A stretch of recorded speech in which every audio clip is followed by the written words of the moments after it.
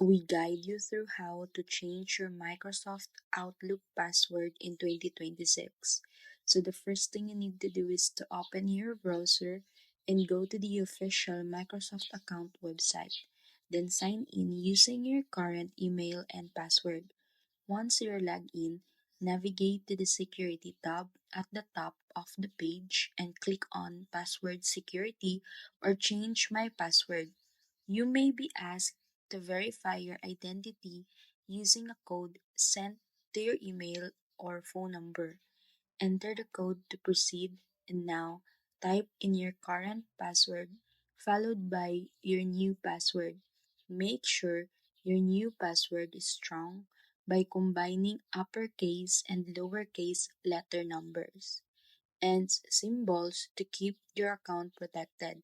Re-enter the new password to confirm, then click Save or Update.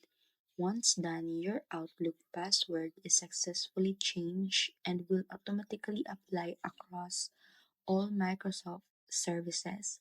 If you're using Outlook on your phone or desktop app, don't forget to update your saved password there to avoid login error.